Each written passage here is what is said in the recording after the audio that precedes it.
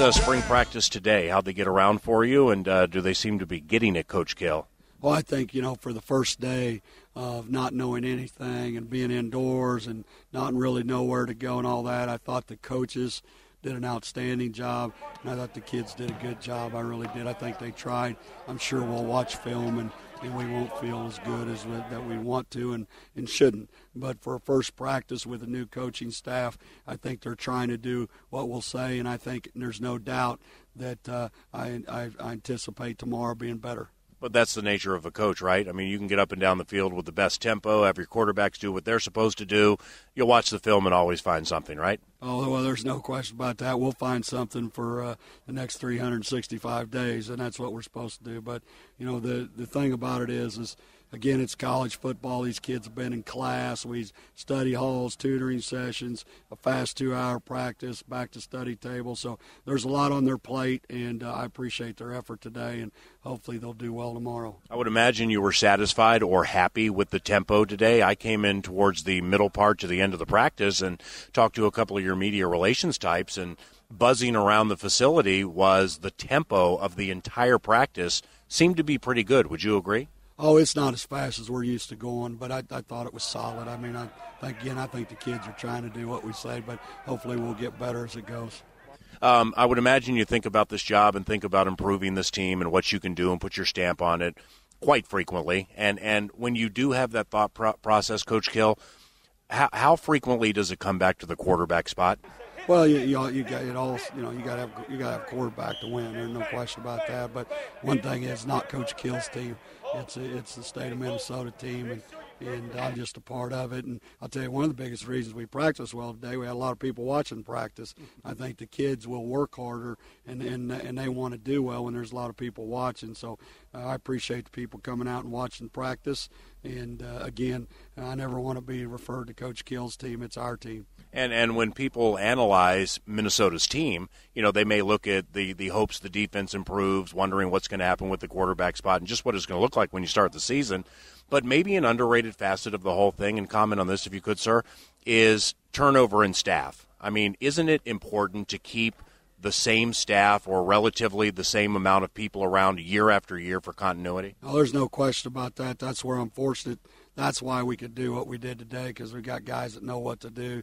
They've been with me a long time. It's all the difference in the world. They're more important than I'll ever be.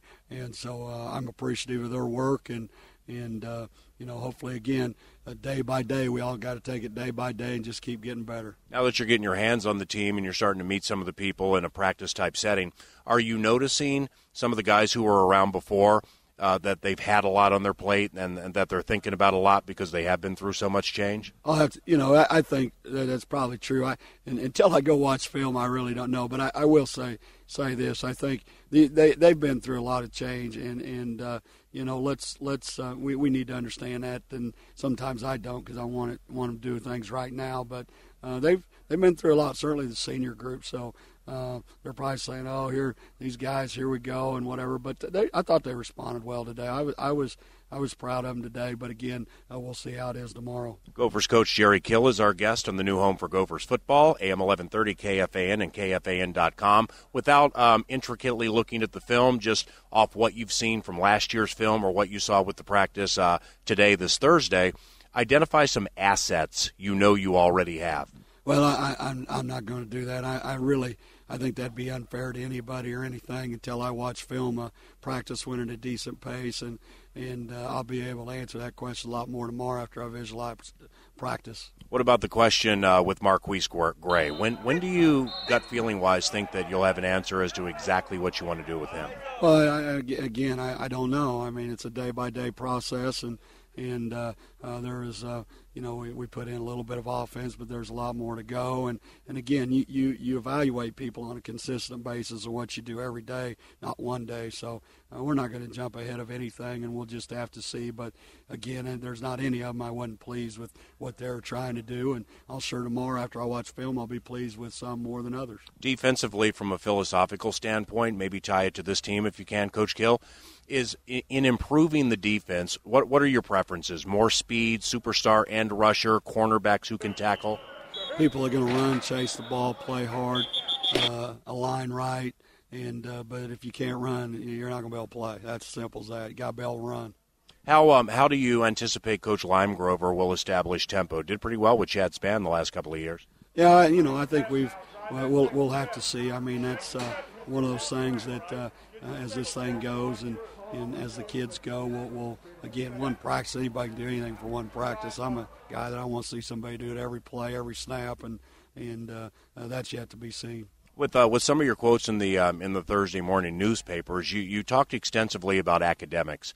Why did that come up this early in the process? Well, it comes up anywhere you go. I mean, football's a hard game, and college sports is hard. I think people forget that these kids are 18 to 22 years old. They got study halls, they got classes. School's difficult. They'll go to tutoring sessions. They got demands to practice football hard. And there's nothing easy. Their day's pretty full. But what usually happens is most kids, they enjoy doing things they enjoy. Sometimes, they let things slip, whether it's football or school. And you got to be able to bounce everything out. The hardest thing to do as a young person is bounce out how I've got to concentrate on academics and school, and then I got to concentrate on football and then social life. Sometimes they concentrate on social life. They work the other two when they can. They got to eat properly. There's a lot of things they got to do. So I call it handling the grind. You can come out here, but if you don't go to school, you're not going to be eligible. Well, I'm sorry. What's after spring practice? When do you really get a feel for the mold that will be your 22 opening day? Oh, I am probably about 5 days before we play.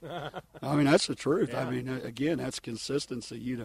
Where I've been before, we had competition all the time, and if we got a back that doesn't work hard on a particular week, we'll play the other one. But you got to get good players, and you got to be deep and all that kind of stuff. And I have no idea how deep we are right now. Last question, Coach. Have you identified a guy through one practice who can run up the middle of the field, allowing your quarterback to stroke the post? I'll let you know tomorrow if we can see. We didn't complete very many posts that I've seen today that I remember, so we'll just have to see. Hey, best of luck, and congratulations on the job, and we look forward to watching your team this year, Minnesota's team. Thank you. Appreciate it.